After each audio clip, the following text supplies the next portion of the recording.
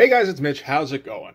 We're picking up where we left off with the X-Men. Wolverine and Rogue are in trouble, and Chris Claremont and Mark Silvestri are going to deliver us a full-on action movie as we take a look at Uncanny X-Men number 236.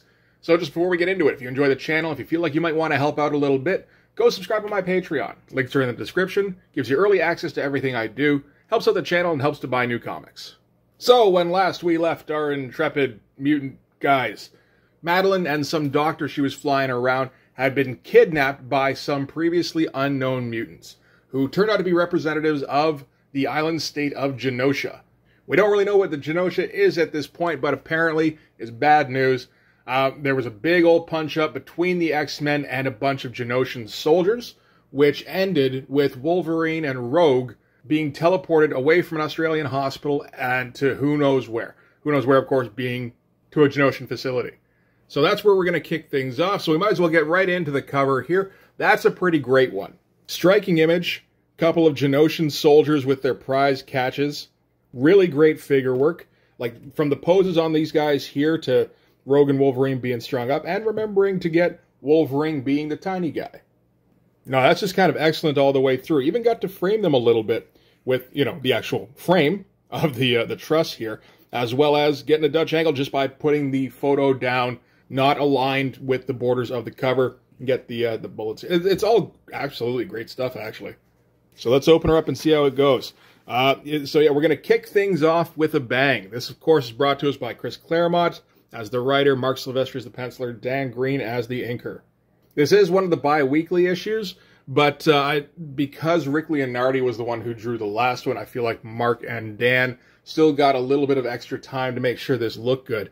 And they didn't waste it, because this issue in particular looks pretty fucking great. So yeah, we're starting with a big old splash page. Not just that, an action splash page, as Rogue and Wolverine have been teleported to a Genoshan facility. And they were teleported sedated, but that didn't take, apparently, because right now, of course, they're just tearing through Genoshan soldiers. The teleportation left them without their clothes, which, I mean, is justifiable. Terminator rules, if nothing else, really. That's time travel, not teleportation, but still. But it gives Mark an opportunity to draw a naked Rogue flying around. That's always a good time. And honestly, I don't think he has any kind of problems with drawing naked Wolverine. And pretty great splash to kick things off. Well, you know, like some great action. The extra rendering on the magistrates helps them to separate them from Rogue and Wolverine, actually, particularly since, of course, they're not wearing any skin. And then the color helps a fair bit, too. The magistrates are quickly trying to figure out what to do as their compatriots get flung every which way over them here. And eventually they decide they have to fall back. They're kind of complaining, like, weren't they supposed to be sedated? It's like, well, they were. So yeah, the magistrates all leave the room here and slam the giant omnium doors behind them. Nice low-angle shot for that. And they're kind of listen here and just, I think it might be okay. And then, of course, Wolverine's claws come through the door here. This is all great stuff. It's all, like, nice and fast-paced. It's not too often you get just open up a book with Wolverine and Rogue wailing on people. And, I mean, you're okay hating these people because you've seen them be, you know, like the equivalents of racist, really, only towards mutants. And the thing with the claws is always, it's a little bit, I don't know, difficult to justify. It's a great visual, is the problem. So you do want to use it from time to time. The problem is that Wolverine doesn't have super strength, so how are you pushing your claws through, like, super metal, which is what Omnium is? It's like if I take a steak knife and try to push it through a 2x4, I'm not going to be particularly successful, even if it's an adamantium steak knife. So, of course, with the claws through the door, they know they're coming, they try to get ready to shoot, but at that moment, Rogue flies through and smashes the door into them all, with the convenient piece of debris just hovering over her ass there. And another one hovering over Logan's. So, equal opportunity, convenient debris. And after smashing through the door, they're driving the magistrates back, and they've happened into a cell block where they find Madeline and the doctor, Jenny, that she was flying into an Australian airport. So Rogue immediately goes and tears out the bars to the jail, and that's kind of an awesome shot, just the pose here. There's a lot of motion to that. It's great stuff. I kind of love these early renditions of Rogue, where, you know, particularly when Silvestri's drawing her, when she's, you know, a sexy-looking powerhouse. She gets teamed up with Logan pretty often. I mean, like, he's got the whole feral thing going on, but she's the one who always has to deliver the big hits or take the big punches. You can see why she kind of rose in popularity, particularly with Mark drawing her again. Because, yeah, she looks great, but also she just has way more personality than someone like Colossus, who is also a powerhouse character, but is, like, super dour and can, like, do one thing and probably isn't quite as much fun to draw. Not for Silvestri, anyway. Man, that guy loves drawing him some women.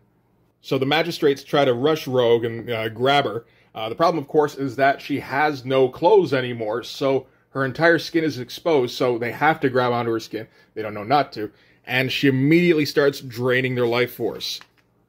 And a little helpfully, that actually gives her a bit of information because she starts absorbing their memories. So now she knows what the situation is, where they are, why they're there. And she's about to take some action when another mutant shows up. And this is Wipeout. His ability is the ability to strip away the powers of other mutants. And that's what he does to Logan and Rogue. Rogue tries to rush him and obviously tries to fly at him. Doesn't work. Kind of lands on her face. Nice slinky shot by Mark. And now they're going to get processed. They're going to get locked up. And there's not a whole lot they can do about it. Okay, so from there, we're going to cut to some suburban-looking house. There's going to be a lot of scene transitions in this issue. A lot of them work, but some of them are pretty rushed just because of the sheer number of them. So we'll keep an eye on that. So some kid, some teenager, 6 a.m., gets woken up by his alarm and then the phone, by the looks of it. And the person on the other end of the phone is looking for the Engineer, who we've heard of before. Some kind of Genoshan high muckety-muck. Sounded pretty ominous, but turns out it's this suburban dad digging away in his garden while his son, I was going to say sleeps in. It's 6 a.m., man. That ain't cool. And an awful lot of panels to show the kid getting woken up too early and then having to go get his dad. This is 9 panels. So Mark really wanting to get, I guess, like the comedic timing of this scene. I don't know if comedic timing is really Silvestri's deal. These pages, a lot better, a lot more open. I mean, you know, the action demands it. But yeah, this feels like he's trying to go more story and maybe just went a little bit too much on the moment-to-moment transitions. Which is a problem he had earlier, and I thought he'd mostly ironed out of his repertoire by now, but maybe he's, I don't know, a little uncertain about how to get this across. I understand that. So the Engineer has been called in to work, which is something that apparently happens pretty often. And he apologizes to his son for, you know, not being able to spend more time with him. And his son's like, that's okay, I understand. So they got a very healthy relationship, it seems like. He gets in his little hover car here and takes off, just kind of wrecking his garden. And Engineer's kid calls up a mutate. Mutates are Genoshan mutants, kind of, who have been kind of genetically altered and are programmed to serve a particular magistrate, whatever, that kind of thing. And this one's just told to heal the garden here. And they specifically say, fix it, will you, boy? So making some pretty obvious parallels there. And from there, we're going to cut to the Engineer flying into Hammer Bay, which is Genosha's capital. Big, kind of futuristic-looking city. Kind of. I mean, all the perspective works. Like, that's all fine. Just these buildings are kind of like, okay, Mark. These are futuristic buildings. Sure, I believe you. Just kind of pick a shape. It's not a usual building shape. That's a future building now. So in his future car, the Engineer's flying in, and he's getting updated on what's been going on at the facility, which is where Rogue and Logan are being processed. And he's being told about exactly how that went, which is not well. And he's like, cool, get me their files so I can read up on them before I get there. And the magistrate he's talking to is like, we can't take any photos. They don't show up on surveillance. If we try and make logs about them, the information disappears. Anything even remotely referencing them just gets expunged from our system. And this, of course, is because of the gift that Roma gave them, where they don't show up on any kind of surveillance stuff. Back, I don't know, I guess that was in the late 220s? That wasn't a bad issue. That got epic as shit.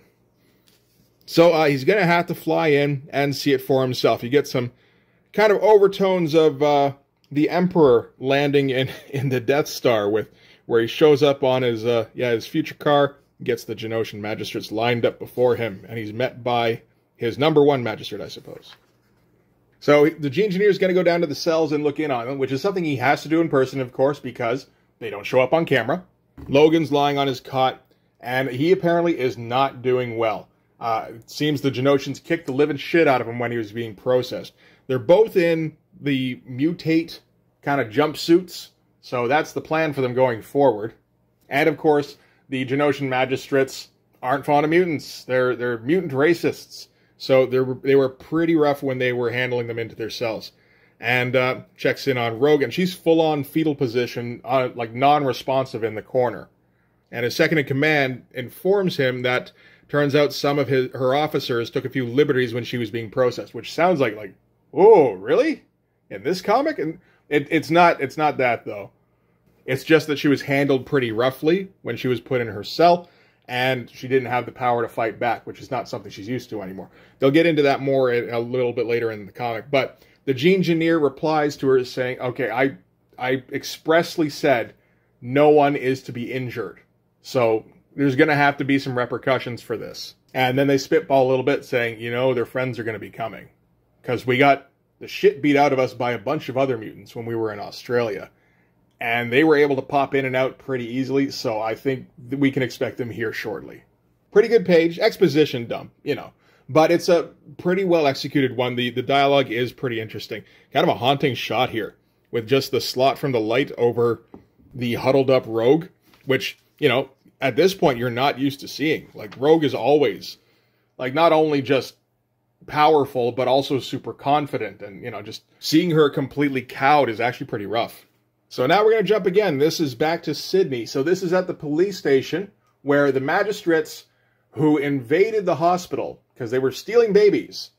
That was the whole deal in the first issue of this storyline.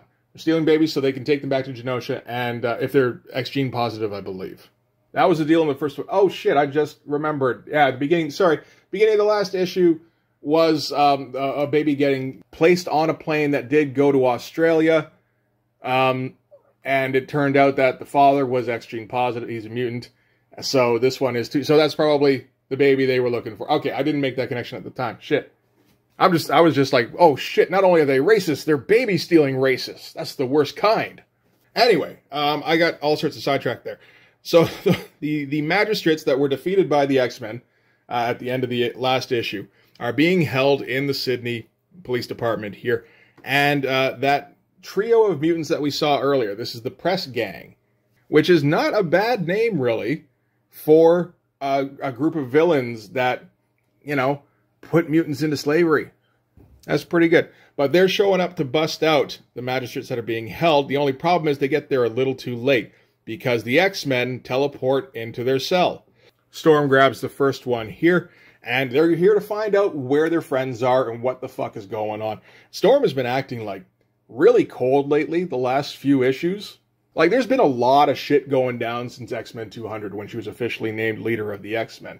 There was the whole Mutant Massacre thing, which I didn't get to cover. But, like, all sorts of stuff even since we picked up in the 220s. And, yeah, her character is, like, getting just progressively more pragmatic and cold and calculating. Which is not the worst thing for a leader character. It's just weird to see it on Storm. And I would imagine maybe one of the reasons she gets thrown into the Siege Perilous not too long from now. So Storm has brought Psylocke along with her. I assume Colossus is just here so that none of the soldiers kind of get the physical upper hand on just Storm and Psylocke. I'm sure Storm can hold her own. Psylocke, I don't even know.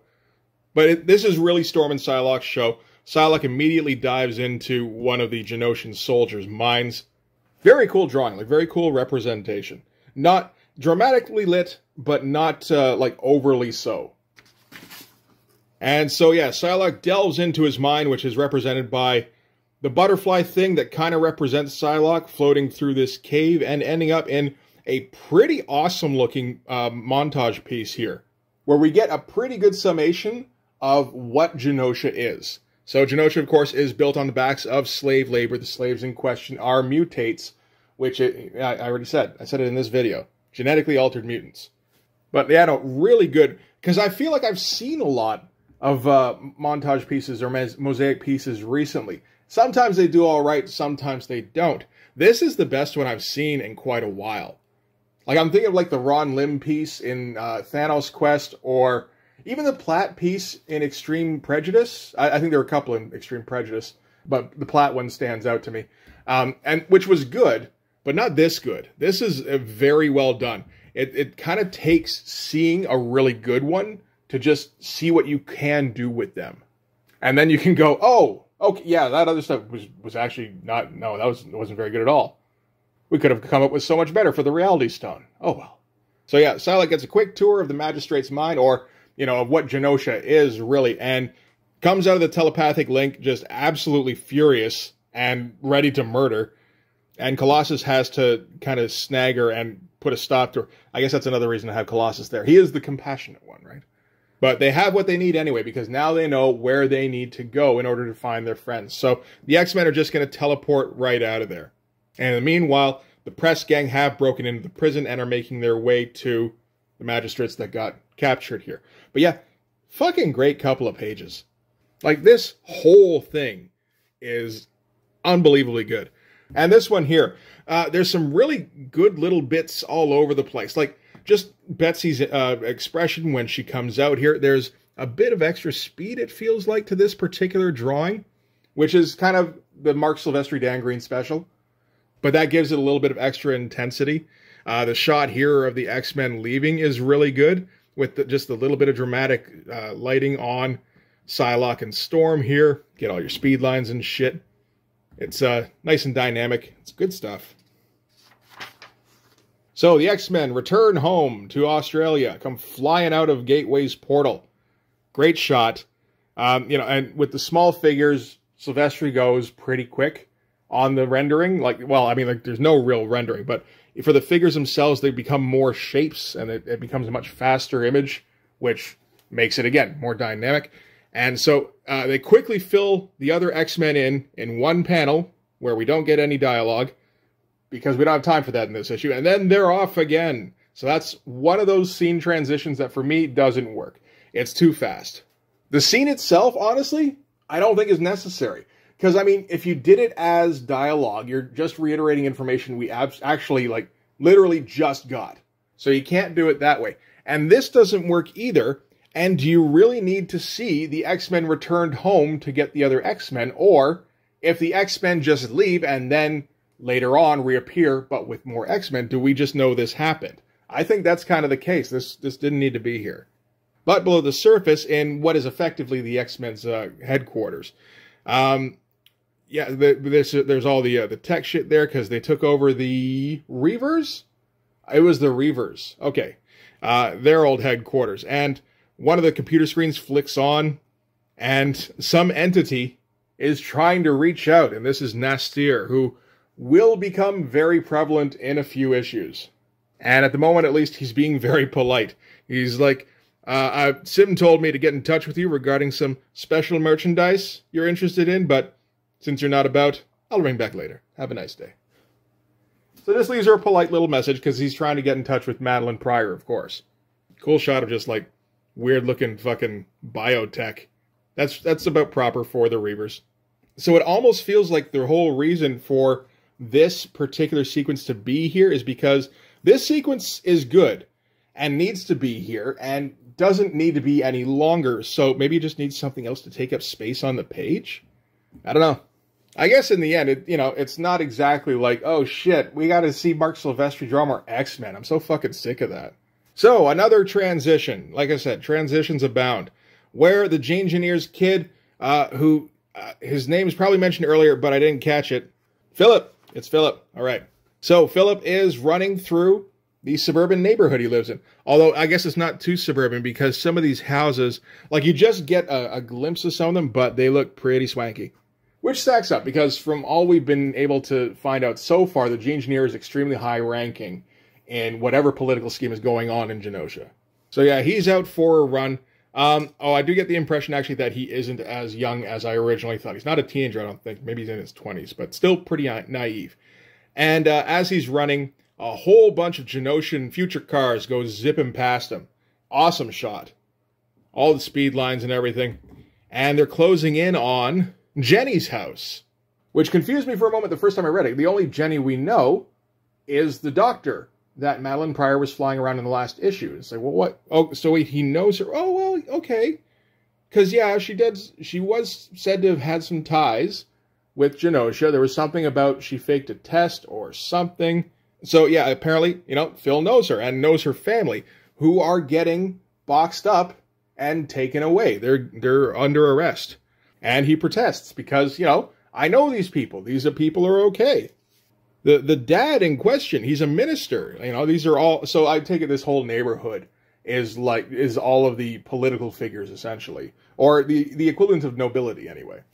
And one of the magistrates here slams him up against the wall and looks like he's about to go to town on him when he gets stopped by another one. Because the other one here, probably like a supervisor, recognized the kid as being the son of the engineer. And he's like, oh, man, did I fuck up? Sorry there, buddy, just doing our job. You know, don't mention it to your dad, please. I really wish you wouldn't. But you do get the impression this is how they normally act if you're not related to the nobility. And we get a shot here, well, a progression really, that I've seen once or twice that I don't think really ever works. We were trying to show that the kid here is panicked. His eyes are darting around. He's trying to come to grips with the situation. So you do a real close in on his face, and particularly his eye, to show the eye moving all over.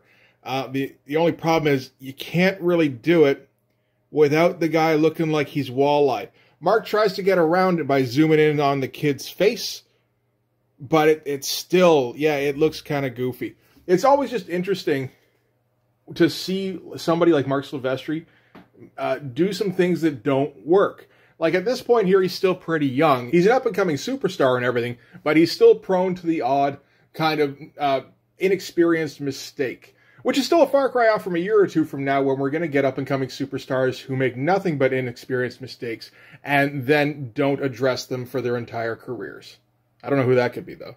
So from there, we're cutting to Rogue, who is back in the cell, of course, still in the fetal position, really not even aware of the world. She's withdrawn into her mind, and Claremont kind of fills us in on why she's in this state, which is basically that just the Genoshans were rough when they processed her. There wasn't any exploitation or like severe beatings or anything like that shit. It's just the fact that usually, you know, Rogue gets touched and the other person is completely incapacitated. She's in complete control.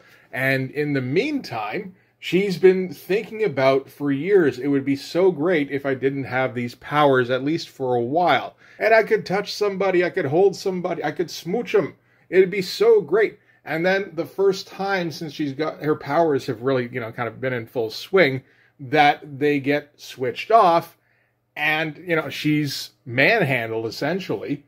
And because she doesn't have those powers, she can't do anything to fight back. And it's kind of, you know, it's stripped away her agency.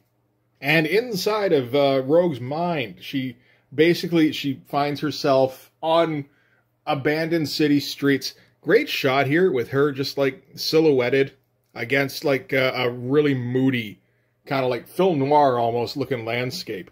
And it turns out the streets aren't quite so deserted because it's populated by anybody whose powers or minds she's ever absorbed. And we get Loki in here and Thor. I think that was from the first appearance. Now we get the Juggernaut Nightcrawler's in here. I guess that must have happened at some point. Now I'm trying to think if I remember seeing that. I think she turned blue. And they all kind of swarm her. Very cool shots. Some of this is kind of simplistic, really. I mean, like this shot here with Rogue standing here. Completely in silhouette. Just a couple of dudes around her here. And then more looming in the background. And really, they're just kind of sketches. They're shapes. But again, I think back to like really early Silvestri on Conan the King, which I did cover at one point, when he couldn't even think of pulling off a panel like that. And then, of course, to the forefront comes Carol Danvers, Miss Marvel, who is the prominent personality that Rogue has absorbed. So much so that, of course, that her powers are permanently part of Rogue's power set. And Carol offers to help Rogue out of the situation she's in, which is like, man, that's weird, because like everything I've seen, Carol hates Rogue. With kind of good reason. But the reason in this case is, of course, this part of Carol's personality, at least, is stuck in Rogue's head. And so if anything happens to Rogue, it happens to her. And, you know, at least she's got some kind of fighting chance if they're not stuck in some kind of fucking jail cell or processing plant or something. So what she's going to offer to do for Rogue is take over.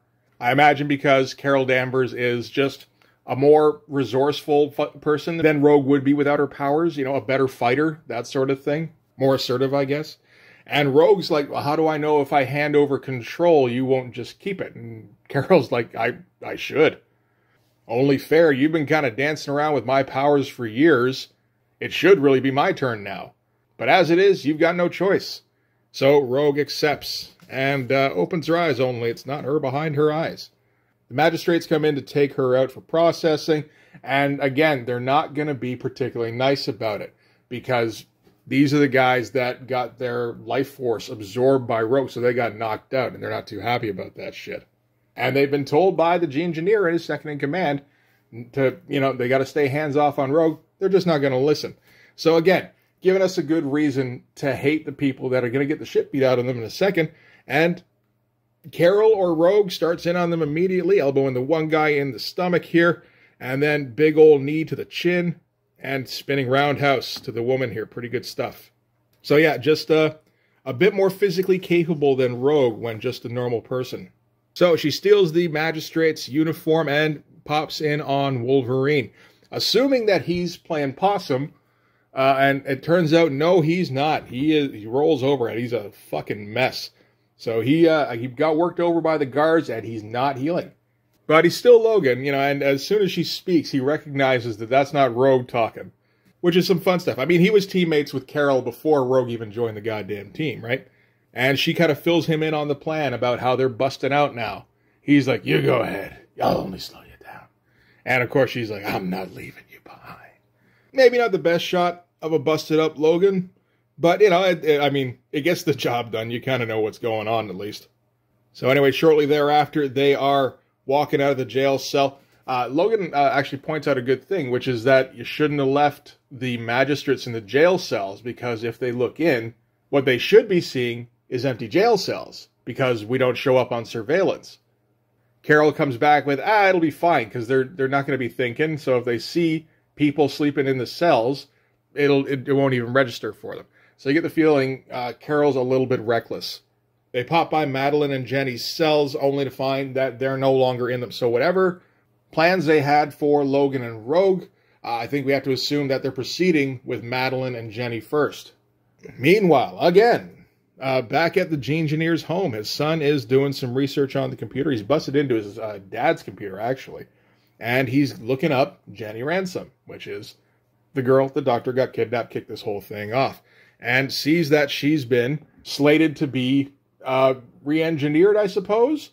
Again, it's not 100% clear, but it looks like she has some sort of natural mutant ability for like super strength, super durability, that kind of thing.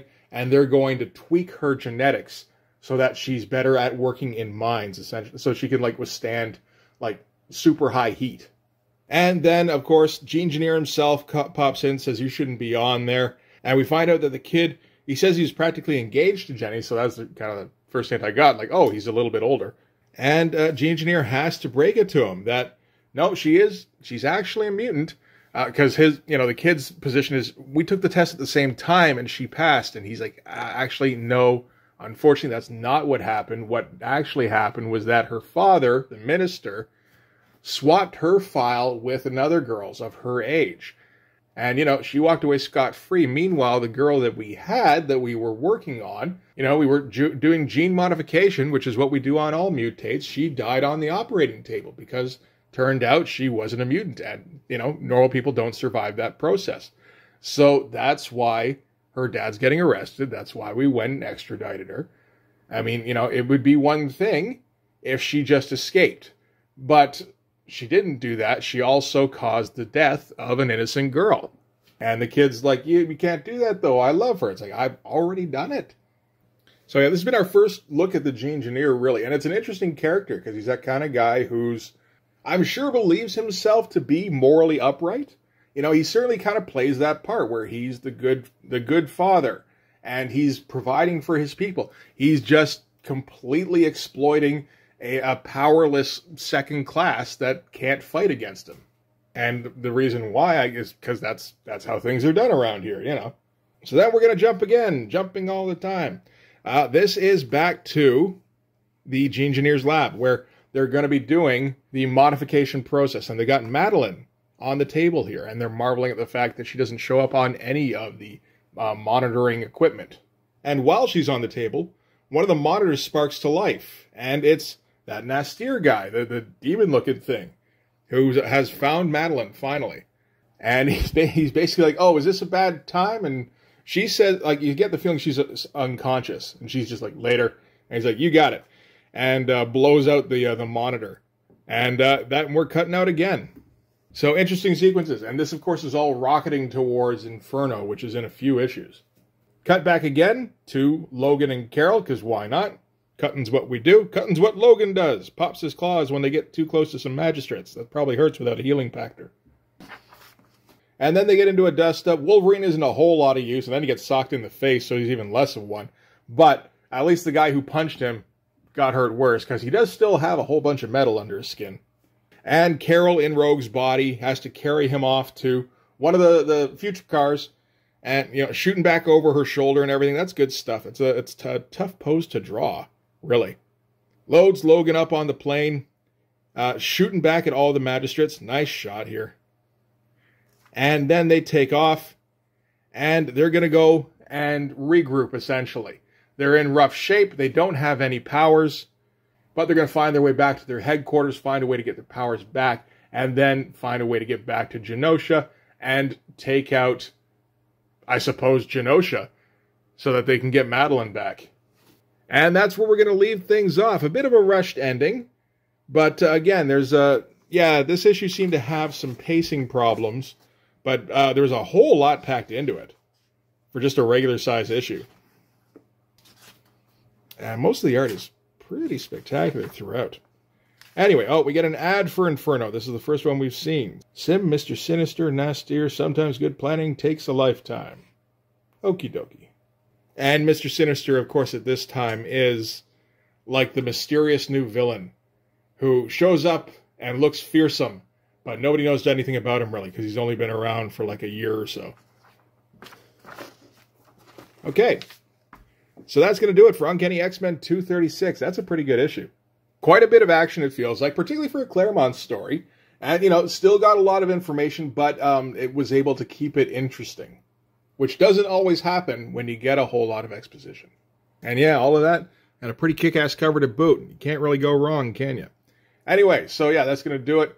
Next time, 237, of course, 2 weeks later. We're bi-monthly on Uncanny X-Men on these videos as well. But for this one, anyway, that's going to do it. Thanks very much for watching. If you like this video, please hit like, hit subscribe, hit the notifications so you know when the next one's coming out. Go over and subscribe on my Patreon. It gives you early access to everything I do, from the Blood Force stuff to the YouTube videos before they get uploaded to YouTube, as well as some Patreon exclusive content. You can also follow me on Instagram and DM me there for commissions, and you can join the Blood Force Discord server. But yeah, that's going to do it. Thanks again for watching, guys. I'll see you in the next one. Bye-bye.